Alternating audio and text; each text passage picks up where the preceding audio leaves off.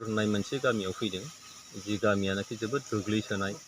थांनाय 17 बोसोराव बिथांमोननि जि लामा बे जायाखिसै, बिथांमोनाव इलेक्ट्रिसिटि बे फैयाखिसै, आरो नुबाय जे बिथांमोननि थांनानै थानो थाखाय मोनसेल' राहायानो जाबाय बे आबाद। दा आबाद थिलियाव दै गैया, बान्दोफ्रा बायनानै दङ। दा सेराम बान होननाय बिथांमोननि मोनसे बान्दो, जाय बान्दोआ थांनाय बोसोरनैनिफ्राय बे माने बायबाय थादों, खोजायाखै, सरकारि जेबो अनुदान मोनाखै। दा बेनिखायनो बिथांमोन खावलायहरनाय बायदि दिनै आङो बे सेराम बानखौ नायफैदों आरो बे गामि पश्चिम जे दत्तपुर, बे दत्तपुराव फैनानै लामा सामानि जे अबस्था, बिथांमोननि जे सरकारि आसनिफोर जेरैहाय दा PMAY जे न' मोननांगौ, बे न'फ्रा दिनैहाय गंसेबो सासेनियावबो नुनो मोनाखै।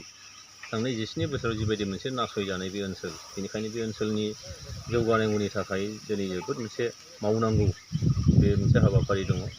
आरो बेखौ आं बे सिडली समस्तिनि सासे MLA जानानै बिनि दायित्वखौ आङो रुजुननानै लादों।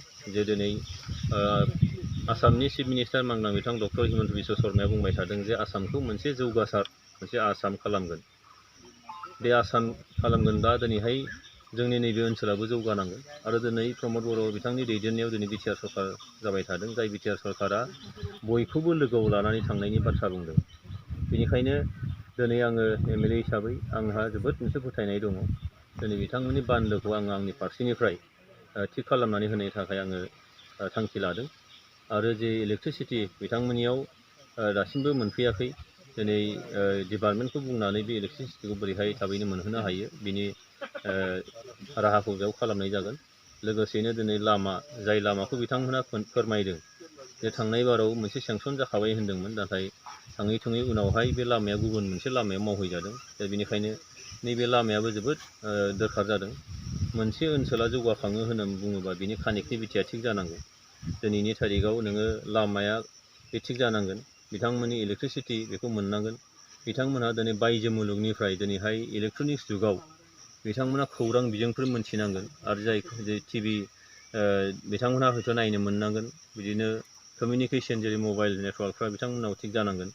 अब्लासो हयथ' बायजो मुलुगनि जौगाखांनाय जि थासारिफोर आरो बिथांमोनहा जि सरकारि आसनि बायदियै गावसिनि मोन्थायफोरखौ मोननांगौ जायोब्ला बैफोर बायजोनि माखासे एक्सप'जार बिथांमोना मोननांगोन। आरो बे खार'नावनो हयथ' बिथांमोना दिनैहाय नासयजाबोदों आरो गोग्लैसोनानै थाबोदों। बेनिखायनो नोंथाङा देरहाखांनायनि उनाव गुबुन गुबुन दाब दाब जायगायाव नोंथाङा गिदिंगासिनो दैबानानि जिखिनि हा खुरखा जानाय, बे खेथ्रआव माबायदि दायित्व लागोन? नाय जे दिनैहाय MLA महरै देरहाखांनायनि उनाव जोबोद गिदिर मोनसे दायित्व आङो रुजुननानै लादों बा लानांगौ जादों। मानोना थांनाय 17 बोसोराव जेरैबायदि दल दामनानै बुंनाय जादोंमोन जे सारा माने BTR ओनसोला जौगाजोब्बाय, BTC ओनसोलखौ बिथांमोना माने मडेल BTC खालामबाय होननानै। दा माबायदि मडेल जादों जों मिथिया, जों नोंथांमोना नुखाबाय।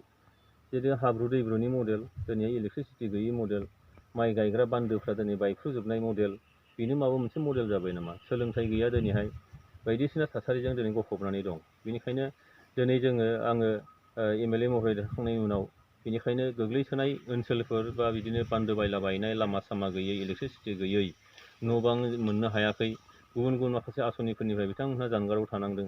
बेबायदि ओनसोलफोरखौ नायदिंनानै सरकारि भाबै जिबायदि आसनिफोरनि गेजेरजों बिथांमोनखौ मुलाम्फा मोनहोनांगौ, बिनि थाखाय आंनि फारसेनिफ्राय नाजाबाय थानाय जादों। आरो बे नाजानायनि मोनसे बाहागो हिसाबैनो दिनै नैबे सोनाब दत्तपुर गामियाव आं सौफैदों। जे दिनैहाय लामाया गोबां दङ, दालां बान्दोखौ गोबां मावनांगौ दङ। बेबायदिनो नोङो लाम्फा खालामनांगौनि खोथा, ड्रप खालामनांगौनि खोथा, स्लुइस गेटनि खोथा, बायदिसिना जेंनाफ्रा माने जोबख' गैयै मावख'हायै मोनसे जेंनाफोर दङ। बिनि गेजेरावनो माखासेखौ प्रायरिटि बेसिसाव बे हाबाफोरखौ मावनो लानाय जादों, ओनसोल नाङै हाबाफोरखौ मावनो लानाय जादों। आरो गुबुन गुबुन हारि माहारि गासैखौबो जे समान मोनथाय, जे बिथांमोननि लामाया समानै जौगानांगोन गुबुनफोरजों। आरो बेबायदिनो बबेबा मोनसे हारिनि ओनसोला जौगाबा जानाय नङा, गासैबो हारिनिया समान मोनसे मोनथायखौ मोननांगोन। मानोना बुंनाय जादोंमोन जे UPPL दोलोनिफ्राय जे बयनिबो जानानै सरकार, जिथु बयनिबो जानानै सरकार बा सरकारि आसनिखौ मोनो। आरो बेनि थाखाय बिजों महरै आं दिनै MLA दङ बेयाव, कि आंनि जे समस्ति, बे समस्तिनि गासैबो फारफ्रोम अलराउन्ड मोनसे डेभेलपमेन्ट खालामनायनि थाखाय जि मोनसे राहाफारि, बे राहाफारिया माखासेखौ दिनै नैबे बोसोरनि गेजेरावनो मावनायनि थाखाय मोनसे बुलेट पइन्ट बायदि जों लानाय जादों। आरो बेनि उनाव माखासेखौ जोङो नेक्स्ट बोसोर बा बे नोङो जि टार्म दङ आंनि, बे टार्मनि गेजेराव जेसेबां हायो, माने जों नुदों जे थांनाय 17 बोसोराव हयथ' 2 to 5% हयथ' मावजादों जानो हागौ बाखि 95%आनो जायाखै आंनि नैबे टार्मखिनियाव आं बेखौनो साननानै लादों जे आङो 80-90%खौनो बे टार्म मोनसेयाव मावनानै देखायगोन बाखि माखासेफ्रा हयथ' उननि हाबाफारियाव बे थांबाय थागोन